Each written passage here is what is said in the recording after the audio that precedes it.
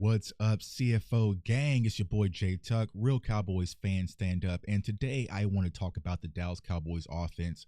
I know it was a bye week last week. A lot of you sat back and watched NFL Sunday, and so many people's reaching out to me like, yo, Tuck, how do we fix this? So I want to give the top 5 ways to fix the Dallas Cowboys offense, because I think if our offense can get humming, it's definitely going to help our defense, especially while we have some injuries. Now, I will say this, it's not going to be an easy fix. We know we got San Francisco coming up this week, but I feel like I'm seeing a lot of tendencies that's going on with the Dallas Cowboys offense. And if I can see it all the way from my basement in Kansas City, I know that NFL defensive coordinators are able to pick up on these same tendencies. So these are some of the things I want to kind of share to hopefully the Dallas Cowboys can fix as we prepare for the San Francisco 49ers. Now, this play right here, we've seen it 100 times. So I'm not going to spend too long on it. This is the interception play on the corner route when it comes to Ceedee Lamb, which you're simply going to have is just a flat curl corner combo. And like I said, what's going to happen on this play, like I said in our last video, that Brian Branch is just going to make a hell of a play on it and be able to pick up on the tendencies, and he's going to bail out and get the interception. Now, a lot of people are saying, well, Tuck, Dak should have just hit Jalen Tolbert in the flat. Okay, that sounds cool, bro, but right now it's 3rd down. The yard marker, which we'll see, is like right here. So even if Jalen Tolbert catches the ball right now, Dak hits him, boom. Right, you still have the opportunity for this corner to come down and make a play. And then what will a lot of people say? Well, Tuck, Dak should have hit Ceedee Lamb. He was right open. So I get it, right? But you also have to understand down and distance when it comes to some plays like this and has context. So, okay, interception by Brian Branch. Now, I posted this on my Instagram and also my TikTok, following at JTuck151. Okay, cool. Now, Dak Prescott is out of the game, okay? So this play ain't got nothing to do with Dak Prescott, so we're going to come lined up out here in the empty back formation, and this is Cooper Rush. And so what is the concept that you're going to see, where you're going to see this whip route right here with Jalen Tolbert? You're going to see a crossing route here, where I think that's, I can't tell who that is right now, and then you're going to have another corner route, another 7 route when it comes to Kevontae Turpin. So what they're seeing and they're noticing, they're picking up is that, okay, the Cowboys, when it gets crunch time, they like to run these corner routes, and especially if you have this inside leverage, right? So he has this inside leverage, so it looks like a good setup, but the Detroit Lions are picking up on that tendency, and you'll watch this safety here. He's just going to undercut it. Like, he's not even going to play this corner like it's going to get some depth up here towards the star. He's just going to simply undercut it because he already knows that's where Cooper Rush is wanting to go, so he's already on it. Okay, so then people are asking like, yo, Tuck, okay, so how are teams picking that up? Well, let's go to the Cleveland Browns game, right? You're going to see a same similarity of that concept. Now, of course, look at where we are, right? Look at where the yard marker is, and look how much space. You have a lot more space, right, to play with the field, because what we're going to simply run is a little China concept, right? You're going to have in, and then corner, right? So you have a lot more space, and when you have a lot more space, now these corners have to respect the underneath routes. When you're backed up in the end zone on the 10-yard line, 15-yard line, you don't have to respect it at all, right? So case in point, now you have Brandon Cooks about to run the 7 route, but these corners, this corner can't do what Brian Branch did and say, you know what, there's going to be the corner route, I'm going to peel up here to try to make a play, because Jalen Tolbert is wide open here and he can make, catch the ball underneath, he can zig and go up, right? So he has to respect the underneath. You have to respect the underneath when it comes to Ceedee Lamb. So by them doing that, they're able to hold these corners, and then Brandon Cooks is able to get his leverage and get hit on the corner route, right? So that's the main difference, right? And then boom, it's a touchdown. So I get it, but you also have to be aware of where you're at on the field, the down, the distance, the spacing, all of that matters. Like, the small details matter when it comes to the game of football. Now, this next section here is what I'm going to say that, I went through on TikTok and also Instagram and also on Twitter, right? And I watched 4 to 5 games when it came to the Cowboys offense this past weekend. I notated almost every drive, right? So what I was noticing, you guys tell me, this is Jay Tuck sitting in, Kansas City. This is you guys sitting at home, eating your breakfast, drinking your wine in the evening or whatever, right? We're going to be able to pick on this simple little tendency just from the comfort of our own homes. And what do you mean by that, Tuck? Okay, so here we have the Dallas Cowboys. They are going to come out in a 3-by-1 set. So you have 3 players over here, 1 player over here, right? And what you notice, and what I really noticed once I started watching all these offensive drives, is when they come out in a 3-by-1 and it's not in a bunch formation, they are passing the ball, y'all. They are passing the ball. And I actually looked it up. When they are not bunched and they come out in a 3-by-1 set, they are passing the ball 73% of the time. So 73% of the time when you see a 3-by-1 from the Dallas Cowboys, it's a pass play coming. It's pretty much a pass play coming, right? And so teams are able to pick up on these tendencies. Like I said, if I'm able to pick on this with no statistician, no NFL data, just sitting and having a few drinks and watching Cowboys film, I'm sure they're able to pick up on it as well. So where the Cowboys in right now, bam, right? So once again, 3-by-1, you have one, and you have two tight ends, right? So there's your three, and then there's your one. Tell me in the chat below, what do you think is coming? Okay, you guessed it. You guessed it, right? Here comes a pass, a little play action. I'm not worried about it because y'all tendencies have shown y'all are not even going to run the ball out of those 3-by-1 sets. Here we go again, Cowboys Nation. Okay, so here we are. This time we're going to add a wrinkle. We are going to motion, but when we motion Ceedee Lamb, what are we motioning into? Y'all guessed it, right? Boom, 3-by-1. What do you think is coming? It's a pass that's coming, right? So the predictability of our offense, y'all, if I'm able to pick up on this and you guys are able to pick up on this, I guarantee you NFL teams, I'm going to keep it going, right? We going to make this video a little long today because we really got to fix this, especially as we gear up for this second half of the season. Dallas Cowboys, what are we in? Boom, 3-by-1. What is coming? Name it in the chat. Boom. What do you guess? It's a pass coming. And a lot of these plays, y'all, these are in early situations. Like these are like first downs. This is not like third down. So he's like, okay, well, Tuck, we're in the third down, and that's why we're passing the ball. No. Like a lot of these plays are first down. You know what I'm saying? A lot of these plays are first down. They're coming out in these 3-by-1 sets, and when they are not compressed, you can pretty much guess it. Now they're going to motion Jake Ferguson. I think y'all get the point by now. Bang, bang. What is coming? You guessed it. It's a pass, right? So what the Cowboys are going to have to do is mix things up, right? So if you know this, if I know this, right, there might have to be a draw play. There might have to be a screen, a simple swing, right? Hit Zeke out the backfield or, Rico out the backfield. I don't care who gets it done, right? But you have to mix things up because teams are picking up on your tendencies, bro. And it's just like if we play Madden 100 times, eventually you guys are going to know the plays that I run, okay? So the number 2 thing I want to talk about is our offensive line play just has to be better, right? And I think where we're struggling a lot is picking up stunts, and we are allowing pressure. And I think that's what's throwing a lot of different things off when it comes to our pass game, but also when it comes to our run game as well, which we'll see as well. So right now, they're bringing the heat, right? So they're bringing the heat. They got everybody lined up, so they're coming, right? I think this is like 3rd and 12 anyways, right? So they are coming, but even with that, just look at how many of our offensive linemen get whooped, right? So bang, you have Zach Martin over here, right? He's getting whooped. You're going to have Cooper Beebe over here because they're going to run this twist stunt right here. So pretty much what they're going to have over here is this linebacker, I believe. He's going to come and just crash into TJ Bass. This guy's just going to crash here, right?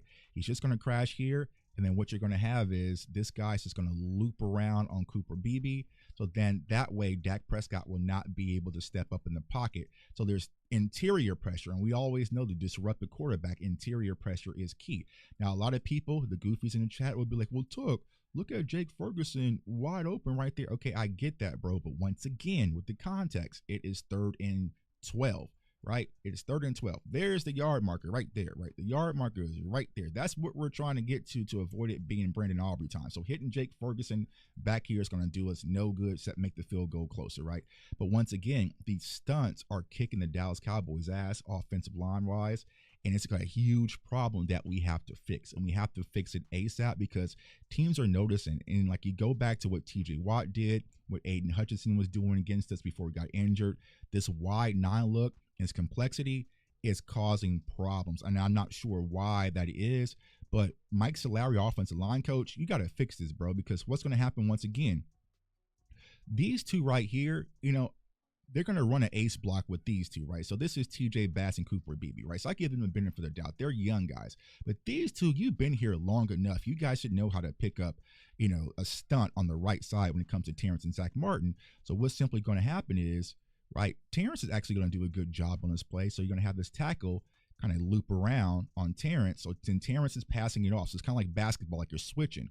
Zach Martin has to get his shoulders square, bro. You have to get your shoulders square to be able to stop that, because Aiden Hutchinson is coming on this loop, right? When he's coming on this loop, bam, he already has you beat. So now you have your hand all around his neck. You're getting cooked. Dak can't even step up. Like, it's just bad, a holding call. So these stunts, these loops, these twists is really causing problems for the Dallas Cowboys offensive line. And you'll see that we're just getting whooped. We're just getting whooped in the front.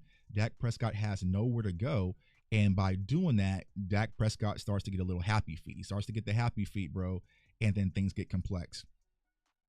Let's play it quickly. We've been through it 100 times. I'm not going to spend too much time on it. But the running game, right? Number 3, the running game has to improve, but you can't improve number 3 if you can't improve number 2. Once again, you're going to have Rico come down. You're going to have Zach Martin once again. He's getting blown up in the backfield, getting pushed back into Rico's lap. So there's really nowhere to go, right? There's nowhere Rick and Rico go, right? Like I said, you're going to have this ace block up here, right? So you're going to have TJ Bass once again, right? So boom. And also with Cooper Beebe, but Cooper Beebe is needing to get off of this. Okay, boom. Now I'm going to get up to the next level to get on this linebacker as well, but he's not able to do it. So there's nowhere for Rico to really go. And honestly, I know that the running backs are getting a lot of criticism because they're not flashy guys or flashy names, but it's just been bad overall. There's no blocking up front. The scheme is lethargic. It's predictable. It's just a bad recipe for disaster. And then you have the running backs that we have that can't just go out there and create on their own. It's just not a good offensive look. Now, what are some of the fixes? Well, one of my fixes, and I might still do a full video on this. Now, we're in bunch, right? Even though we're in 3x1, but you guys can guess what's coming, right? This guy right here and Jake Ferguson, he needs more targets. We need to start treating Jake Ferguson like he's our number 1 wide receiver. Why? Because one, when you attack the middle of the field, it's going to open up things. And a lot of these teams right now, they're playing these 2 high shell looks, right? So when you attack with these 2 high shells, you want to attack the center of the field. And I feel like he's our biggest threat to attack the seams. Also, find the spot routes, the drags, all that stuff, right? So the basics. There's going to be a lot more opportunity for Jake Ferguson. And the games where Jake Ferguson gets over 10 targets, I mean, he's had like 95 yards, I think like 75 in another one. So these are some of the plays that you can simply just get the ball in Jake Ferguson's hands on this quick little out route and let him get upfield. And then once you have a weapon that makes them respect the middle of the field, and you also make them respect the underneath, then you have to find a way to use weapon number 2, which is Kevontae Turpin. It's crazy when you sit back on Sundays and you watch all these other NFL teams, and every NFL team knows how to use their speedster but the Dallas Cowboys. We have a guy who was a speedster. I know he's a special teams guy, but if you go back to Turpin when he was at TCU, he was a good quality wide receiver, right? So you got to get him the ball and let him stretch the field, because what that's going to do is going to make defenses now be a little bit honest, where it's like, okay, we have to get back on our heels because we have a guy that can beat us over the top. So you're going to have to do that when it comes to Kevontae Turpin. Now, number 5, right? And this is the kind of the last thing, right? So what run game was for, right? So predictability, better blocking, use Ceedee Lamb, use Kevontae Turpin, Ferguson. The run game needs to improve.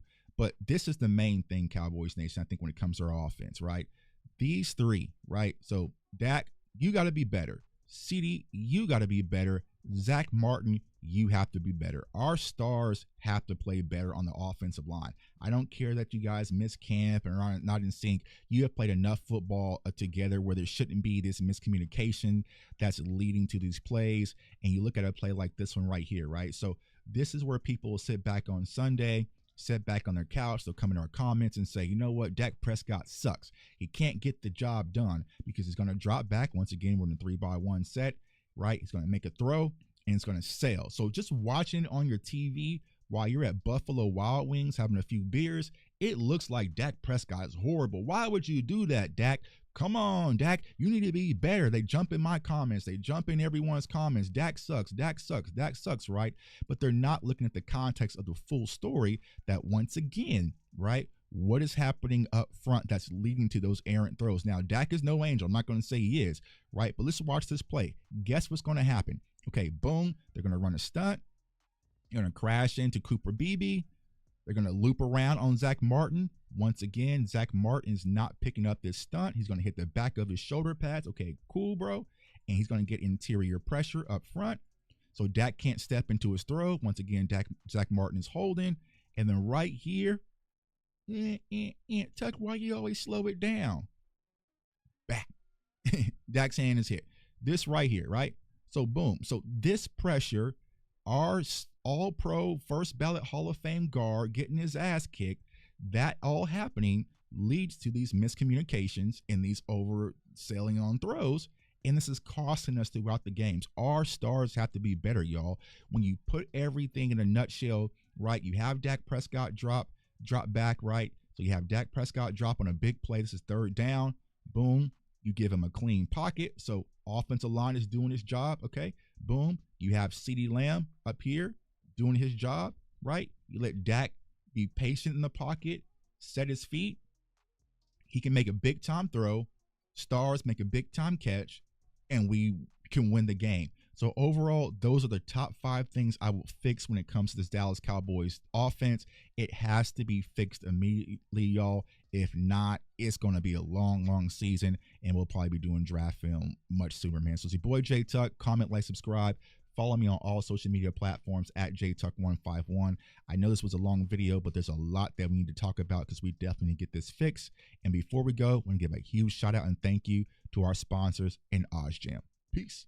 Today's video is powered by OddsJam. OddsJam is the go-to platform for savvy sports bettors. With over 260 sports books under his belt, my favorite tool is the positive EV tool, expected value. What does that mean? It means getting the edge over sports books. This has made me a much smarter and sharper sports bettor. So for example, here is a play that I gave out on Twitter. Connor Better over 2.5 shots. He cashed it with 5. Now, y'all know J Tuck don't be watching hockey like that. So how was I able to tweet that play? Well, it's simple. OddsJam. Now, what if I told you there's a way that you can bet on games on Sunday and you can win no matter the outcome? Would you believe me?